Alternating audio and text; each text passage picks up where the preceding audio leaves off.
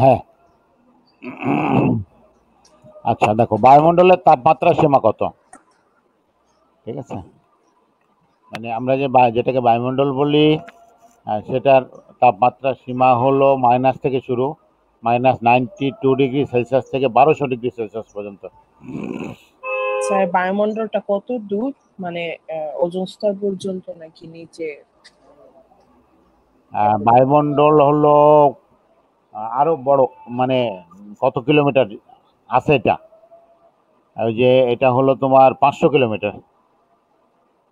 প্রশ্ন আছে, ভূপৃষ্ঠ হতে কত কিলোমিটার পর্যন্ত বায়ুমণ্ডল বিস্তৃত? 500 কিলোমিটার। ভূপৃষ্ঠতে 500? আচ্ছা। হ্যাঁ, এর মধ্যে তাপমাত্রার ভেরিয়েশন কত চিন্তা করো। আচ্ছা, মেসোস্ফিয়ারের উচ্চতা কত কিলোমিটার পর্যন্ত বিস্তৃত? এই প্রশ্নগুলো একটু তো মুখস্থ, আর কিছু বোঝানোর নাই। 50 থেকে 100 কিলোমিটার। ভূপৃষ্ঠ হতে কত কিলোমিটার পর্যন্ত বায়ুমণ্ডল বিস্তৃত? এটা 500 কিলোমিটার। আচ্ছা, এগুলো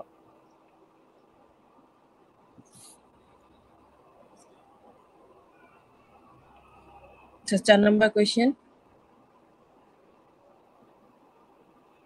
স্ট্র্যাটোস্ফিয়ারের তাপমাত্রা কত ডিগ্রি সেলসিয়াস? স্ট্র্যাটোস্ফিয়ার এটা -56 থেকে -2 ডিগ্রি সেলসিয়াস। স্ট্র্যাটোস্ফিয়ারের উষ্ণতার কারণ কোনটি? এটা হলো আমাদের কেমিস্ট্রির সাথে অনেকটা রিলেশন আছে, তাও বলতে পারি। ওজোন দ্বারা অতিবেগুনি রশ্মির শোষণ। স্ট্র্যাটোস্ফিয়ারে ওজোন স্তর আছে, অতিবেগুনিটা আসে, সে অতিবেগুনি তোমার শোষণ করে রাখে, এই জন্য এই জায়গাটা উত্তপ্ত হয়ে ওঠে। আচ্ছা, আমরা কিছু কিছু জিনিস শুনি বা বুঝি, বা ধরো ভুল বুঝি অনেক সময়। মানে আমরা সবসময় খালি হয়তো বলি যে আমরা অক্সিজেন গ্রহণ করি, কার্বন ডাই অক্সাইড ত্যাগ করি, এইটুকুই জানি। হ্যাঁ। মানে কার্বন ডাই অক্সাইড মনে হয় আমাদের কোনোই উপকার করে না, খালি ক্ষতি করে। অথবা মনে করে যে না, কার্বন ডাই অক্সাইড তো উদ্ভিদ নেয়, উদ্ভিদ না থাকলে আমরা থাকতাম না, এটুকু। কিন্তু আমাদের দেহের মধ্যে যে কার্বন ডাই অক্সাইড কাজ করতেছে, সেটা কিন্তু আমরা খুব বেশি জানি না। ঠিক আছে, যে কার্বন ডাই অক্সাইড কিন্তু আমাদের দেহের মধ্যে একটা বাফা দ্রবণ হিসেবে কাজ করতেছে রক্তে। আবার বায়ুমণ্ডলের অক্সিজেন নিয়ে আমরা খালি সবসময় পড়ি, এখনো পড়তেছি করোনা নিয়ে, যেহেতু যখন শ্বাসের সমস্যা হচ্ছে। তো নাইট্রোজেনের ভূমিকা নিয়ে আমরা কখনোই শুনি না। নাইট্রোজেন আমাদের জীবিত রাখতে সাহায্য করতেছে। যদি নাইট্রোজেন মিশ্রিত না থাকতো অক্সিজেনের মধ্যে, তাহলে আমরা পুড়ে ছাই হয়ে যেতাম। এই অতিবেগুনির কথা আমরা খালি শুনি যে না, এটা ক্যান্সার সৃষ্টি করে, ক্যান্সার সৃষ্টি করে। কিন্তু অতিবেগুনি রশ্মির দ্বারা ভিটামিন ডিও তৈরি হয়।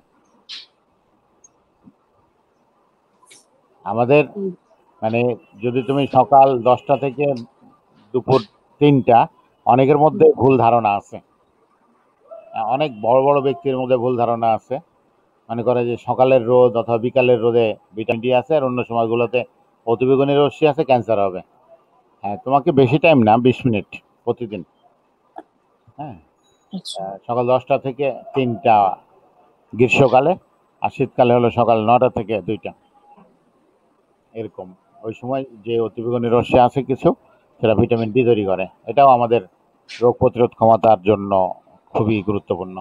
তাছাড়া তো ক্যালসিয়াম, ম্যাগনেসিয়াম, হাড়, হ্যাঁ, অস্টেরিও বা ওই যে বিভিন্ন ধরনের হাড়ের যে ক্ষয়রোগ হয়, সেগুলো প্রতিরোধ করতে সাহায্য করে। তো যাই হোক, আমরা ফিরে আসি। স্ট্র্যাটোস্ফিয়ারের উষ্ণতার কারণ কোনটি? আমরা বলছিলাম ওজোন দ্বারা অতিবেগুনি শোষণ। বায়ুমণ্ডলের কোন স্তরের তাপমাত্রা সর্বাপেক্ষা বেশি? নামের মধ্যেই আছে থার্মোস্ফিয়ার। চলতেছে না,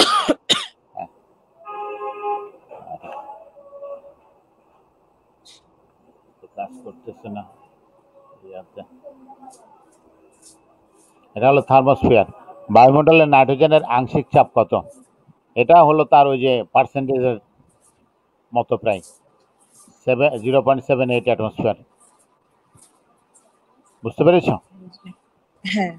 তার যে পার্সেন্টেজ হলো 78%, তাহলে তার আংশিক চাপও হবে 0.78 অ্যাটমসফিয়ার। 20 ডিগ্রি সেলসিয়াস তাপমাত্রায় জলে বাষ্পের চাপ কত?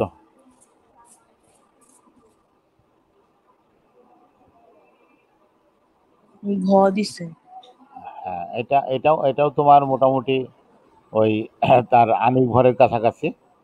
আর জলবাষ্প মানে পানি, ওই যে, ঠিক আছে। এই কয়েকটা কিছু প্রশ্ন ইয়াটা কাজ করতেছে না কেন? হ্যাঁ,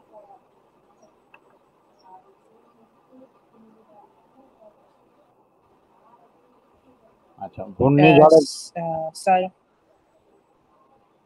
বলো। হ্যাঁ বলেন বলেন। হ্যাঁ, মানে ঘূর্ণিঝড়ের গতিবেগ কমপক্ষে কত মাইল পার কি স্যার সময়? মানে যেটাকে আমরা ঘূর্ণিঝড় বলি, আসলে হুম। ঝড়গুলোকে তো এক একটা এক এক রকম বলে। মানে কখন ঘূর্ণিঝড় হবে, তার গতিবেগ কমপক্ষে কত মাইল হলে ঘূর্ণিঝড় বলা হয়, এই হলো প্রশ্নটা। মাইল পার আওয়ার হ্যাঁ, নাকি? Mile per hour. মানে যদি 74 কিলোমিটার 74 মাইল হয় ঘন্টায় হ্যাঁ। মিনিমাম, তাহলে সেটাকে ঘূর্ণিঝড় বলা হবে। মানে এই যে আমরা এক একটা ঝড়ের নাম বলি, সেগুলো টর্নেডো, ঘূর্ণিঝড় বা অঞ্চল ভেদে বা তোমার গতিবেগের উপরে এগুলোর নামকরণগুলো হয়। এই, বুঝতে পেরেছ? হ্যাঁ বুঝছি। আচ্ছা, কোরিওলিসিস প্রভাব মূলত কি? কি স্যার এটা? কোরিওলিসিস প্রভাব, এটা হলো পৃথিবীর আবর্তনজনিত শক্তি দ্বারা সংগঠিত প্রভাব।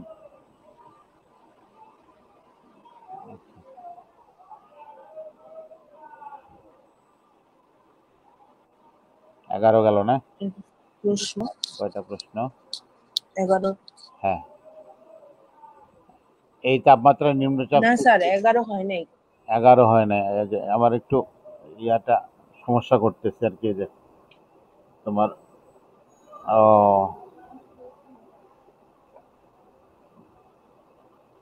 মানে কিবোর্ডটা কাজ করতেছে না।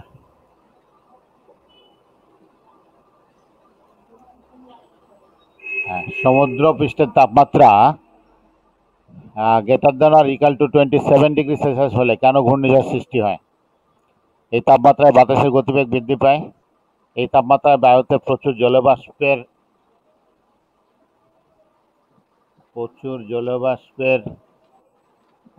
সৃষ্টি হয়।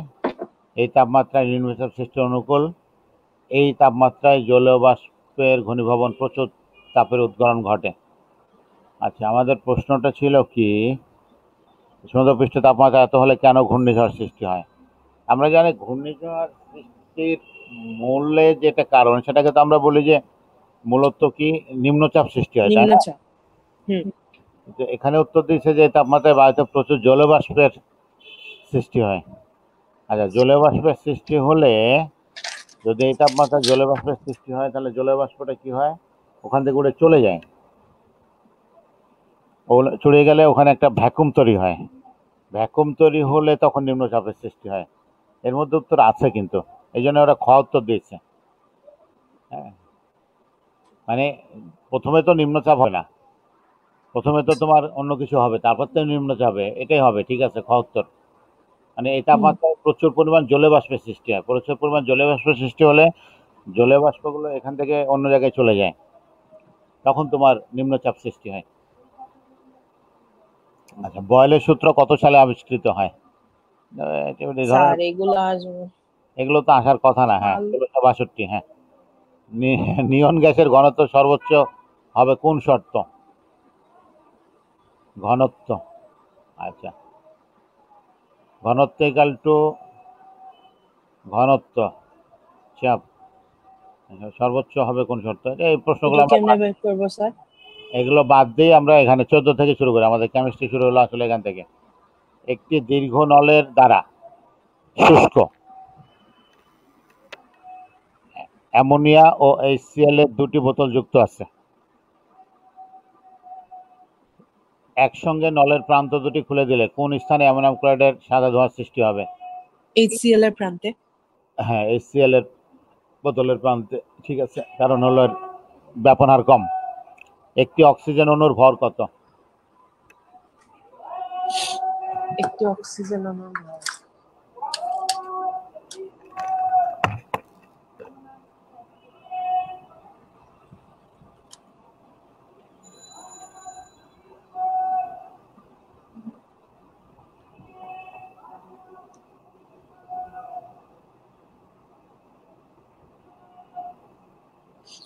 স্যার বের করেছ? মানে না খ মানে গ এটা বের করছি স্যার 5.315614 হ্যাঁ, into মানে 10 to the হলো power inverse 22 মানে হলো যে মানে অ্যাভোগাড্রো পরের সংখ্যা দুইটা নিলেই হবে না অ্যাভোগাড্রো সংখ্যা যত ততটি অণুর ভর হলো 32 আর একটি অণুর ভর কত মানে হ্যাঁ তোমার 32 divide by 6.023 into 10 to power 23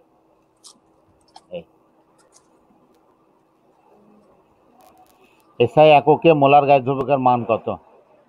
তো জানো এটা 8.314 জুল পার কেলভিন পার মোল। হ্যাঁ নিম্নের কোন সমীকরণটি বয়লের সূত্র প্রকাশ করে? বয়েল হ্যাঁ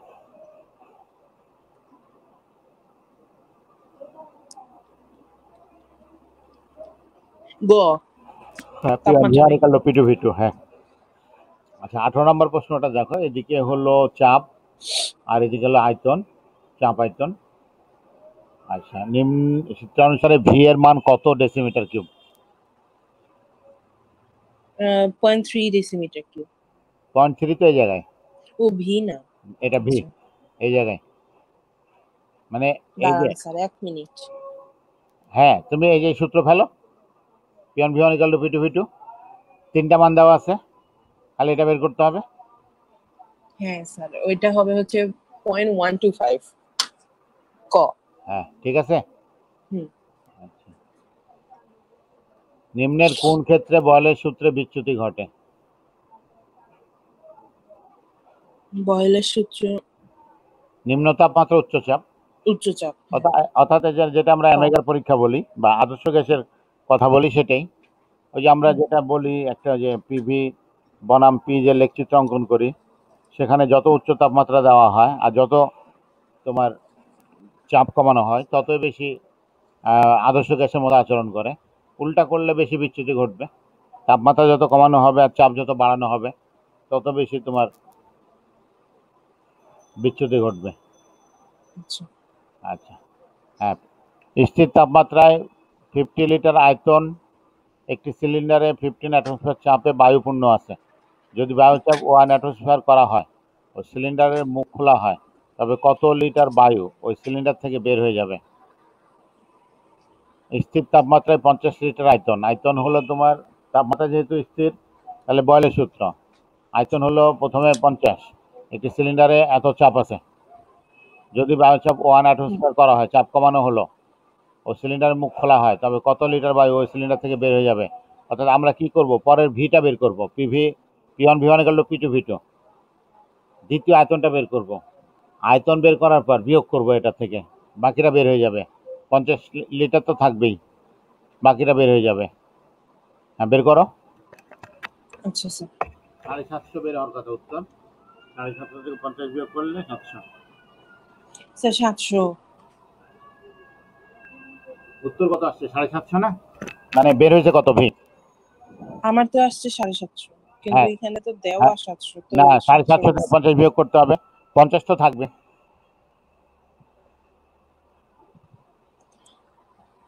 হ্যাঁ মানে তাকে একটা গল্প বলি আর কি, মানে আমরা ছোটকালে শুনছিলাম যে একটা গাছে মানে হ্যাঁ ধরো মনে করো 50টা পাখি আছে একটা গাছে, একটা ডালে, বা 5টা পাখি হ্যাঁ আছে।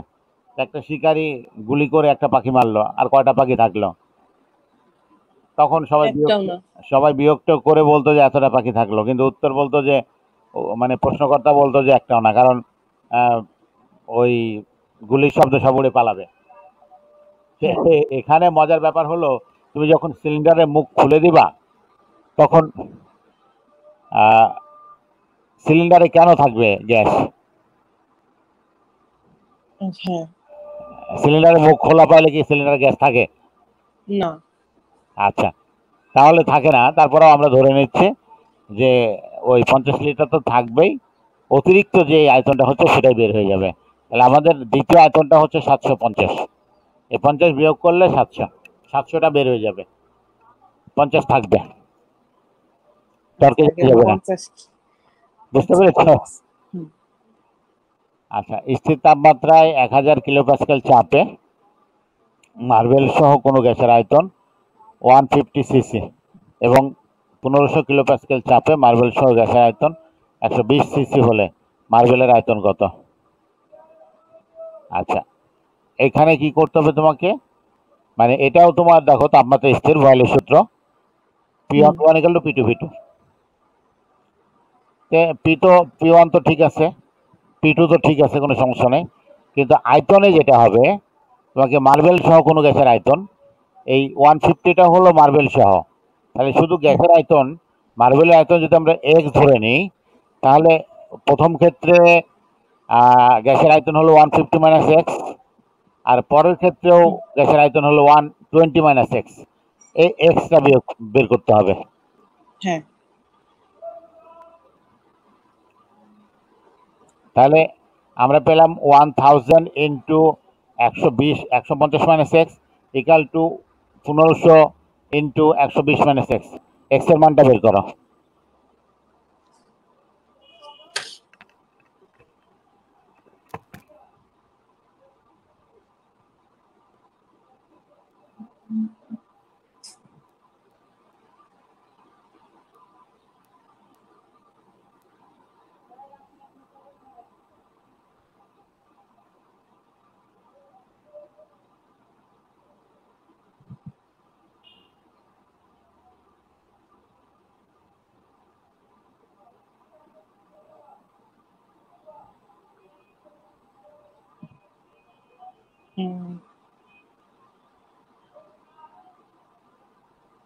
স্যার আমি কোয়েশ্চেন দেখতে পাচ্ছি না।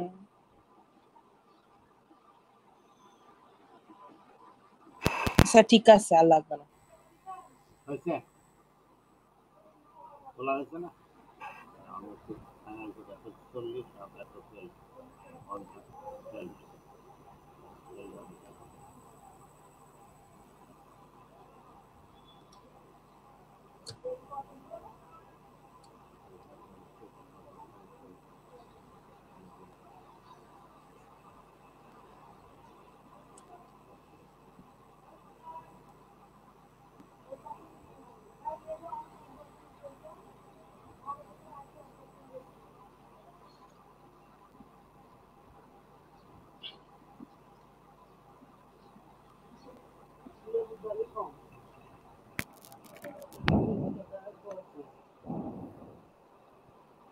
দিয়ে কি করবো লেবু?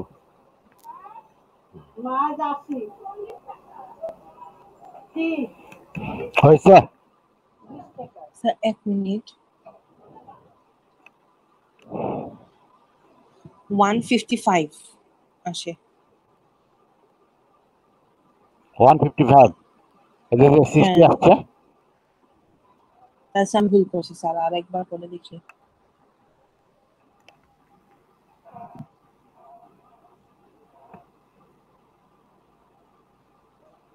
ও আমি শূন্য একটা বেশি দিছিলাম।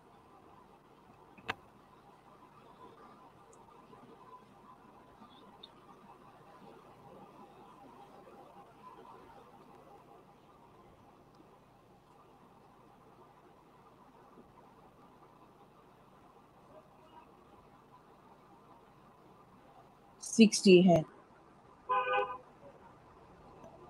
আচ্ছা, স্থির চাপে কোন প্রক্রিয়া সম্পন্ন করা হলে তাকে কি বলে? স্থির চাপ, চাপ যেহেতু স্থির তাহলে এটাকে বলবো সমচাপীয়।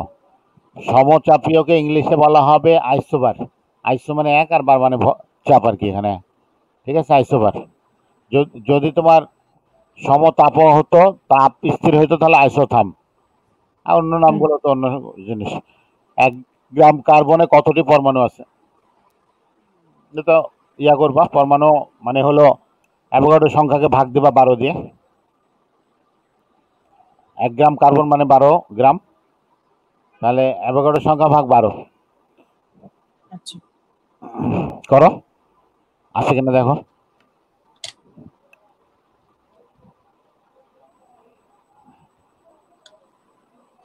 5.0166 into 10 to the power 22. কত? 5.0166 into 10 to the power 22. এই মান আসলো না তো তাহলে, ও না সরি, এটা না তো, এটা হ্যাঁ ঠিক আছে, হ্যাঁ। আচ্ছা, STPF 2 100 মিলিলিটার কার্বন ডাইঅক্সাইডে কতটি অণু আছে? তাহলে তোমার ওই যে 22,400 মিলিলিটারে আছে, 22,400 মিলিলিটারে আছে হলো ওই অ্যাভোগাড্রোর সংখ্যা, একে কত, 200তে কত? তাহলে 200 গুণ অ্যাভোগাড্রোর সংখ্যা ভাগ হলো 22,400, 200 গুণ অ্যাভোগাড্রোর সংখ্যা ভাগ 22,400।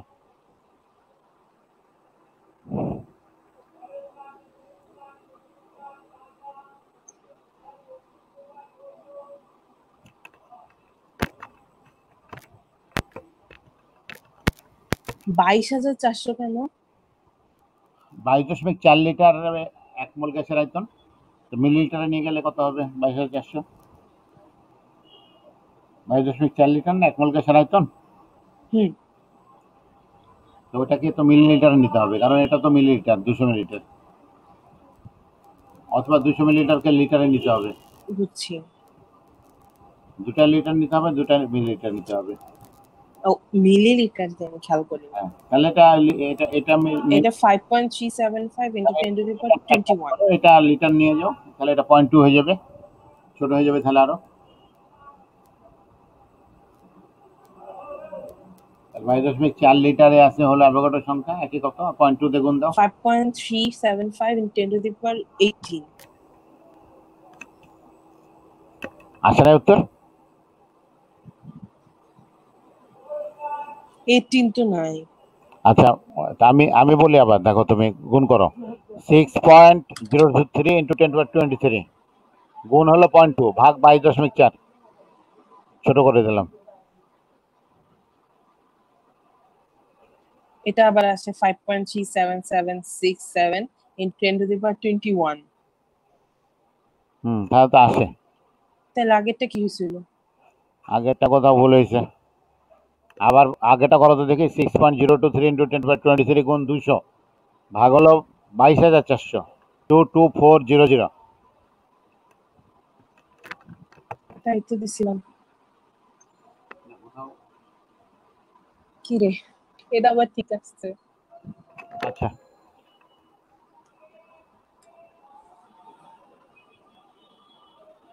প্রমাণ তাপমাত্রা চাপে 2 লিটার মিথেন গ্যাসের অণুর সংখ্যা কত? এখানে কোন গ্যাস তার সাথে কোনো স্বাদ নাই।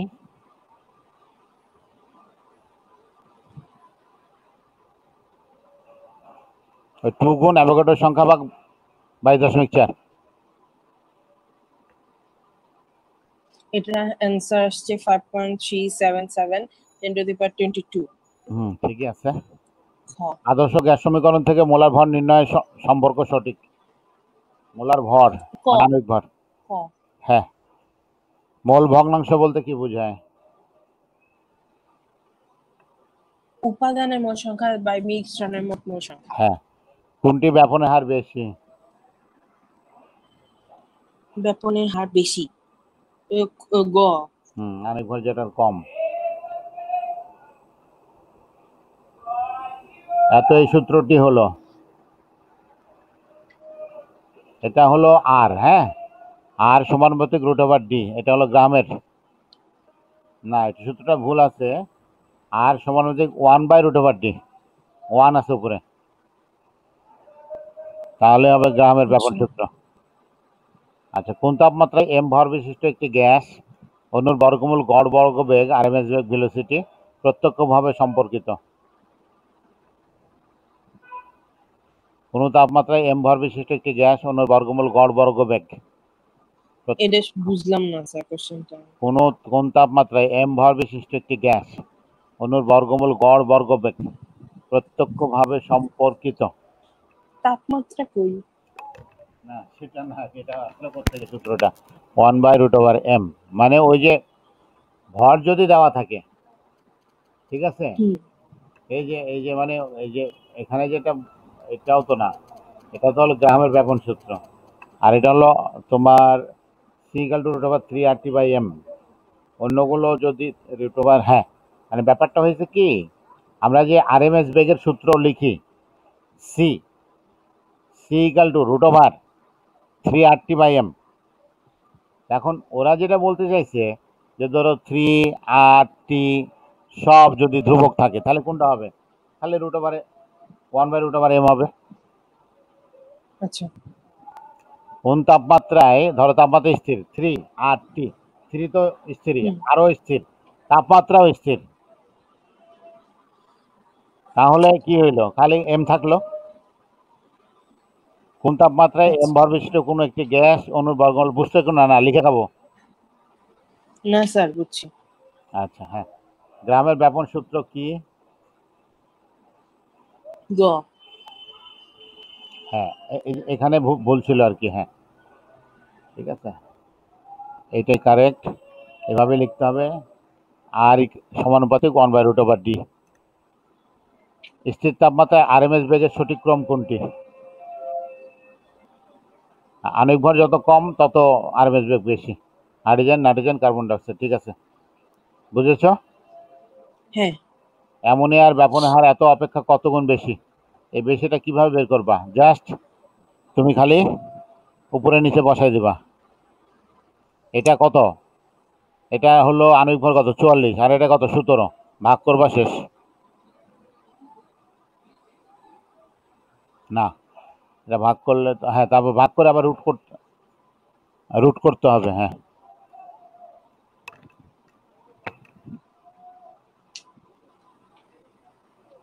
1.609, মেইনলি 1.6087, আচ্ছা, তো 1.609। বুঝছো তো না? হ্যাঁ আচ্ছা, এই যে সূত্রটা বয়লের সূত্র, লেকচার সূত্রটি হুম কোন সূত্রকে সমর্থন করে আমরা বলে দিলাম, বয়লের সূত্র। আচ্ছা, গ্যাস সূত্র সমূহের নিয়ামক কয়টি? হ্যাঁ 3টি। হ্যাঁ, এই নিয়ামকগুলো হলো কি কি? তাপমাত্রা, চাপ, আর হলো আয়তন। তাপমাত্রার চাপ হচ্ছে, হ্যাঁ আয়তন, তাপমাত্রা, চাপ, আয়তন। দুটি গ্যাসের গড় গতিশক্তি কখন সমান হয়? তাপমাত্রা সমান হলে। না, আণবিক ভর সমান হলে। গড় গতি না শক্তি তো সরি, স্যার। তাপমাত্রা সমান হলে। হ্যাঁ, তাপমাত্রা সমান হলে। হুম, আণবিক ভর তো কখনোই সমান হবে না, তাই না? দুটা গ্যাসের আণবিক ভর কিভাবে হুম সমান হবে? কোনোদিনই সমান হবে না, তাপমাত্রা সমান হলে। গ্যাস অণুর গতিবেগ বিতরণ সূত্র কে আবিষ্কার করেন? এটা ম্যাক্সওয়েল। হ্যাঁ, জেনে রাখবো একটু, এটা খুব বেশি ইম্পর্টেন্ট কিছু না, তবে গ্যাস অণুর গতিবেগ বিতরণ সূত্র। গ্যাসীয় গতির সমীকরণ কোনটি? এটা তো জানো, পিভিক্যাল টু 1/3 mL/c²। কার্বন ডাই অক্সাইডের সন্ধি তাপমাত্রা হলো তোমার 31.1°C, জানো তো না? হ্যাঁ আচ্ছা, আমি ইয়াটা লিখতেছিলাম, ওই যে ম্যাক্সওয়েলেরটা। হ্যাঁ, নিচের কোনটির বিওডি সবচেয়ে কম? বিশুদ্ধ পানি, বিওডিতে বায়োলজিক্যাল অক্সিজেন ডিমান্ড। হ্যাঁ, CFCl3 কি? এটা একদিন বলেছিলাম মনে হয় তোমাকে, 11-12 জোড় বিজোড়। আমি ভুলে গেছি 11 এটা মোস্ট প্রবাবলি 2।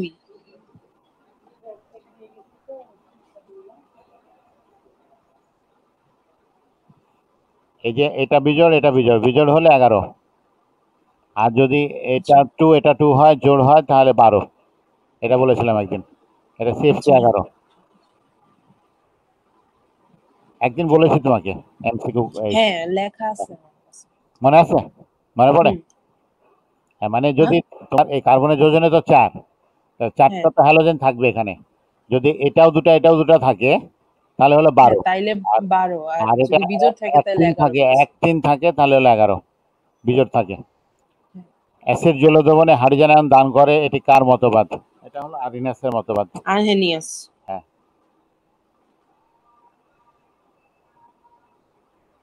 পানির প্রশমন তাপ তো জানো মুখস্থ। খ কোনটি পলিপ্রোটিক অম্ল নয়? হ্যাঁ, এটা আসলে যদি বলে কোনটি পলিপ্রোটিক অম্ল, 9টা বাদ দাও, তাহলে উত্তর ঠিক আছে, ঘ, 9টা বাদ যাবে। কোনটি পলিপ্রোটিক অম্ল, এটাই। আর এগুলো পলিপ্রোটিক আচ্ছা অম্ল না। ডাই ডাই পর্যন্ত, এটা ডাই, এটা ডাই, ডাই পর্যন্ত পলিপ্রোটিক বলা হয় না। এটা ডাইপ্রোটিক, ডাইপ্রোটিক, মনোপ্রোটিক। পলিপ্রোটিক শুধু একটাই। যদি বলে পলিপ্রোটিক অম্ল নয়, তাহলে এটা উত্তর, এটা উত্তর, এটার উত্তর। অতএব এটা 9 আচ্ছা কথাটা বাদ দিলে ভালো হবে, ঘ উত্তর হবে। এত বিক্রিয়ার অনুমোদিত অম্ল জোড় কোনটি? অম্লবন্ধী অম্ল এটা হবে হচ্ছে খ। আচ্ছা, বুঝছো তো না? হ্যাঁ। আচ্ছা, থার্মোস্ফিয়ারে বায়ুর মুখ্য উপাদান নাইট্রোজেন, অক্সিজেন? না। বিলোপন হার ধনাত্মক। আচ্ছা, -92 ডিগ্রি সেলসিয়াস হতে 22 ডিগ্রি সেলসিয়াস তাপমাত্রা বিরাজমান। আচ্ছা, এটা জানার বিষয় আর কি। বিলোপন হার কি স্যার? এটা আমি ঠিক জানি না আর কি। আসলে ভূগোলের বিষয় এগুলো, ভূগোল যারা পড়ছে তারাই ভালো পারবে। আমরা তো আগে কোনোদিনই পড়িনি, আচ্ছা। আমরা কখনোই পড়িনি এই এই মানে। আচ্ছা, তারপর আমি এটা দেখবো নি বিলোপন হারটা, বিলোপন এখন এটা তো এক এক ক্ষেত্রে এক এক রকম বের হবে। তারপরেও আচ্ছা। স্ট্র্যাটোস্ফিয়ার আবার শুরু হইলো কেন? স্ট্র্যাটোস্ফিয়ার, ও রিপিট হয়েছে নাকি প্রশ্ন? না তো, ঠিকই তো আছে। স্ট্র্যাটোস্ফিয়ার ভূপৃষ্ঠের উপরে 11 থেকে 50 কিলোমিটার পর্যন্ত বিস্তৃত বায়ুমণ্ডলীয় স্তর। এটা হলো স্যার স্ট্র্যাটোস্ফিয়ার। নিচে আর দেখতে পাচ্ছি না। কেন এটুকু আসেনি? 47 নাম্বার স্ক্রিন পুরাটা। ফ্রিজ। এখন দেখতে পাচ্ছি স্যার। আচ্ছা, শীর্ষস্থান অধিকতর উষ্ণ, ওজোন স্তর বিরাজ করে। তিনটায় উত্তর দিয়েছে। আচ্ছা।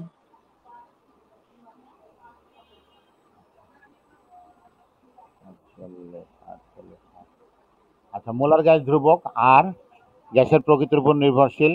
না। সব গ্যাসের ক্ষেত্রে একই হয়? হ্যাঁ। 2 আর 3। একক জুল পার ক্যালভিন পার মোল? হ্যাঁ। মানে এসে একক? হ্যাঁ। অ্যামোনিয়া গ্যাস সলিড দিয়ে দিল, গ্যাস হবে। HCl এটাও গ্যাস। অ্যামোনিয়াম ক্লোরাইড, ঠিক আছে, ধোঁয়া তৈরি হয়, এটাও তো। আচ্ছা, সলিড বিক্রিয়ার সাহায্যে ডাল্টনের আংশিক চাপ সূত্র নির্ণয় করা যায়। স্যার এটা তো গ্যাসীয় গ্যাস না, গ্রামের ব্যাপন সূত্র এটা পরীক্ষা যাবে করা না। যায়, এতকে শনাক্ত করা যায়। হ্যাঁ, 2 আর 3 গ্রামের ব্যাপন সূত্র পরীক্ষা করা যায়, আর হলো তোমার অ্যামোনিয়া গ্যাসকে শনাক্ত করা যায়। ঠিক আছে। কিন্তু গ্রাহামের ব্যাপন সূত্র কিভাবে পরীক্ষা করা যায়? এটা তো গ্যাসীয় না, সলিড। এটা এটা ভুলে ওরা সলিড সলিড লিখছে, এটা গ্যাস হবে। যদি গ্যাস হয় তাহলে ডাল্টনের আংশিক চাপ সূত্র কেন নির্ণয় করা যায়? না, এটা হলো তোমার ওই যে এই বিক্রিয়ার সাহায্যে আমরা প্রমাণ করতে পারি যে কোনটার ব্যাপন হার বেশি, কোনটার ব্যাপন হার কম। এটা ডাল্টনের আংশিক চাপ সূত্র নির্ণয় করার প্রশ্ন না। আচ্ছা। আংশিক চাপ সূত্র হলে আরো কিছু তথ্য লাগবে। আচ্ছা, ডাল্টনের আংশিক চাপ সূত্রের সাহায্যে নির্ণয় করা যায় গ্যাস মিশ্রণের চাপ? হ্যাঁ। আর্দ্র গ্যাসের চাপ? হ্যাঁ। আচ্ছা, জলীয় বাষ্পের চাপ? জলীয় না। বাষ্পের চাপ তো নির্ণয় করা যাবে না। আচ্ছা, আইসোথার্মের লেখচিত্র সমূহ? এটা কারেক্ট, এইটা কারেক্ট, এইটা কারেক্ট। হ্যাঁ, বুঝছো না? আইসোথার্মের ক্ষেত্রে হ্যাঁ, বয়লের সূত্র অনুসারে, শীতমাত্রায় বয়লের সূত্র অনুসারে তাহলে যখন তিনটাই। হ্যাঁ। ভি বনাম 1/p তখন এটা এরকম হবে, মূলবিন্দুগামী সরলরেখা। যখন পিভি বনাম পি তখন এগুলো ওই যে আদর্শ গ্যাসের মতো, মানে পিভি এর মান স্থির। আর যখন ভি বনাম টি, এটা তো তোমার এটা হলো চার্লসের সূত্র অনুযায়ী, তাহলে এরকম রেখা পাওয়া যাবে। হ্যাঁ, তিনটে। তারপর ট্রপোস্ফিয়ারের ওজন, ট্রপোস্ফিয়ারের ওজন অধিকাংশ ক্ষতিকারক ইউভি রশ্মি শোষণ করে। আচ্ছা, করে না। কার্বন ঘটিত যৌগের মিথস্ক্রিয়া উৎপন্ন হয় একটি গৌণ বায়ু দূষক। এর উত্তর দিয়েছে 2 আর 3। কার্বন ঘটিত যৌগের মিথস্ক্রিয়া উৎপন্ন হয় একটি গৌণ বায়ু দূষক।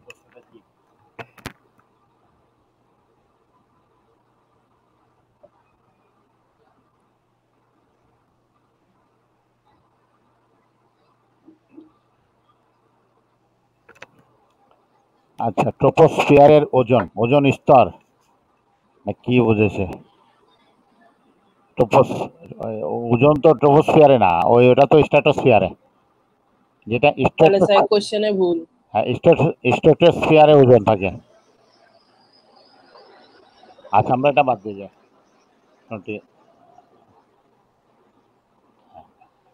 আচ্ছা, সালফার ডাই অক্সাইড অ্যাসিড বৃষ্টি গঠন অ্যাসিড করে, বৃষ্টি। হ্যাঁ। হ্যাঁ। আচ্ছা, উদ্ভিদ কোষ ধ্বংস করে, হ্যাঁ। আর জ্বালানির অসম্পূর্ণ দহনের সৃষ্টি হয় না, জ্বালানির অসম্পূর্ণ দহনের সৃষ্টি হয় কার্বন মনোক্সাইড। Carbon monoxide. হ্যাঁ, পানিতে পিএইচ এর পরিমাণ বেড়ে গেলে কি হবে? মাছের প্রজনন ও ডিম উৎপাদন বেড়ে যাবে, না এটা তো স্যার, হওয়ার কথা না। ক্ষতি পানিতে হবে। অ্যালুমিনিয়াম সালফেট সৃষ্টি হয়। হয়। আচ্ছা, করছি ফাইটো এটা। প্ল্যাঙ্কটন ও জুও প্ল্যাঙ্কটন উৎপাদন হ্রাস পায়, এই দুটি। গ হবে তেল 2 আর 3। হ্যাঁ, অ্যাসিড বৃষ্টির প্রভাবে মানুষের চুল ও ত্বকের ক্ষতি হয়, হয়। হ্যাঁ, তা হবে। মানুষের শ্বাসতন্ত্র ও স্নায়ুতন্ত্রের ব্যাঘাত সৃষ্টি হয়, এটাও হবে। হয়। পরিপাক্রিয়া নির্বিঘ্নে কাজ সম্পন্ন করে না। না। আচ্ছা, লুইস মতবাদ অনুসারে এত একটি অ্যাসিড, হ্যাঁ, এত একটি ক্ষারক, হ্যাঁ, এত একটা ক্ষারক, এত একটা ক্ষারক সালফার ডাইঅক্সাইড, সালফার ডাইঅক্সাইড তো ক্ষারক হবে। সালফার ডাইঅক্সাইড একটি অ্যাসিড, না, হ্যাঁ। আচ্ছা, লুইস মতবাদ অনুসারে এটা একটা অ্যাসিড, কারণ এক জোড়া ইলেকট্রন গ্রহণ করতে পারে। গ্রহণ এটা একটা ক্ষারক, কারণ এটা এক জোড়া ইলেকট্রন দান করতে পারে। হুম। আর এখানে দেখো, এটা হলো ধনাত্মক। যদি কেন্দ্র পরমাণু ধনাত্মক হয়, তাহলে তার ইলেকট্রন করতে পারবে না। গ্রহণ করতে হবে। হ্যাঁ, আর সব ইলেকট্রন খরচ হয়ে, এই জন্য সালফার ডাইঅক্সাইড হলে হতো। সালফার ডাইঅক্সাইড একটি ক্ষারক। আচ্ছা, সালফার ডাইঅক্সাইড অ্যাসিড ক্ষারক কোনোটা রূপে কাজ করবে না। অনুবন্ধী অ্যাসিড ও ক্ষারের শক্তিমাত্রার সম্পর্ক। 2 আর 3। ক হবে না, সরি, ওই যে 1 নাম্বার হবে না, কে বাই কে হবে না, 2 হ্যাঁ, আর 3। ঠিক আছে। পানির পিএইচ দ্বারা প্রভাবিত হয় দূষকের দ্রাব্যতা, হ্যাঁ। জলজ প্রাণীর এনজাইম সক্রিয়তা। আচ্ছা, তলানি গঠন, প্রাণীর পিএইচ দ্বারা না, তলানি গঠন তো হয় না। তলানি কেন? হ্যাঁ।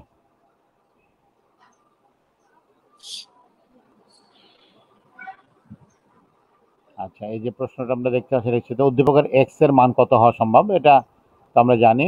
এটা খ -273। উদ্দীপকের এক্স বিন্দু, এক্স, হ্যাঁ, এক্স বিন্দু কি পরমশূন্য তাপমাত্রা 1 2 3 হবে। অর্জন করা সম্ভব না, হ্যাঁ। গ্যাসের আয়তন শূন্য, হ্যাঁ। আচ্ছা, এটা আমরা দেখি 10 গ্রাম, সবগুলো সমান তাপমাত্রা, আয়তন সমান, তোমার ইয়াও সমান, গ্রাম সব সমান। উদ্দীপকে প্রদত্ত গ্যাসের অনুসারে গতিশক্তির ক্রম নিম্নের কোনটি? যার আণবিক যত যে নাইট্রোজেন, তারপর কার্বন ডাই অক্সাইড, তারপর অক্সিজেন। না না, নাইট্রোজেন, তারপর অক্সিজেন, তারপর কার্বন ডাই অক্সাইড। হ্যাঁ, ক মানে আণবিক ভর অনুসারে। বি পাত্রের গ্যাসটির আরএমএস বেগ, বি পাত্র সিগাল টু √3RT/m বসাইতে হবে, আণবিক ভর লাগবে ওখানে, হ্যাঁ। এই আর কিছু না, বুঝেছ? হ্যাঁ স্যার, করতেছি। সিগাল টু √3RT/m, সি আর সিগাল টু √3RT, টি দেওয়া আছে শুধু, লাগবে। আর এম তো হলো স্যার 1.5 মিটারে আছে। যেহেতু মিটারে আছে, তোমাকে ইয়া নিতে হবে, আর ওই 1000 দিয়ে আরো ভাগ করতে হবে।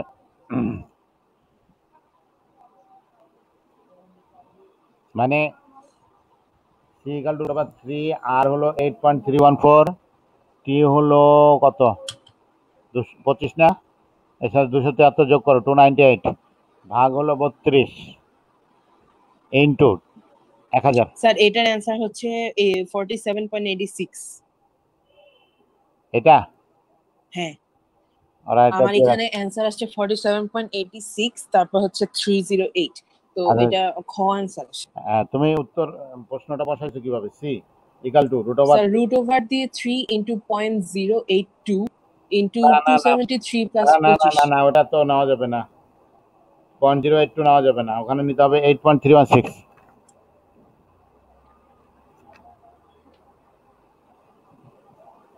আর এ মান তো তোমার এসে এককে নিতে হবে, এককটা দেখো, এসে এককের একক এখানে। তাহলে কম আসে। হ্যাঁ, আমার আসে হচ্ছে 482। অসুবিধা নেই, সরাসরি। বুঝতে পেরেছ? হ্যাঁ আর এর মানটা খেয়াল রাখবা, এখানে এখানে এককটা দেখে ওই এককে বসাইতে হবে। আচ্ছা আচ্ছা, উদ্দীপকে প্রদত্ত তিনটি গ্যাসকে একই তাপমাত্রায় বিপাত্রে মিশালে মিশ্রিত গ্যাসের মোট চাপ কত হবে? তা পারবা? হ্যাঁ আচ্ছা, বের করতে। এখানে আমরা দেখি, এটা বয়লের বয়েলের সূত্র সূত্র। লেখচিত্রটি মূলত এটা একটা আইসোথার্ম আয়তন। হ্যাঁ, লেখচিত্রে গ্যাসের আয়তন 2 আর 3 হবে, চাপ বৃদ্ধিতে গ্যাসের আয়তন বাড়ে না। হ্যাঁ, নিচের অনুচ্ছেদে পড়ে 66 ও 67 নং প্রশ্নের উত্তর দাও। আচ্ছা, 4টা গ্যাসের ভ্যান ডার ওয়ালস ধ্রুবক দেওয়া আছে। 4 গ্রাম এই গ্যাসের জন্য ভ্যান ডার ওয়ালস সমীকরণ কোনটি? 4 গ্রাম মানে হলো 4 বসাইতে হবে তাহলে তোমার ইয়ার জায়গায় এন এর মান। আচ্ছা 4, আচ্ছা না না, এটা একটু ঝামেলা আছে, কারণ এই ধ্রুবকগুলো 4 গ্রাম এ কোন গ্যাস? আচ্ছা, এই ধ্রুবকগুলো আমরা কখনো পড়েছি এরকম কখনো প্রশ্নে? না এই যে যে ভ্যান ডার ওয়ালস ধ্রুবক এর উপর ধরে নিচ্ছে এটা হাইড্রোজেন ধরে নিচ্ছে, এটা হাইড্রোজেন। তা হাইড্রোজেন হলে, হাইড্রোজেন ধরে নিলে এটা হাইড্রোজেন অ্যান্সার গ্যাসের 4 হবে গ্রাম যদি হয় তাহলে 4 গ্রামের জন্য এটা 2 মোল। খ অ্যান্সার। ঠিক আছে, এই P plus n square A by V square V into minus NT equal to nRT. আচ্ছা, অ্যামেগা পরীক্ষায় এই গ্যাসের গাপ আদর্শ গ্যাসের অনুরূপ হবে।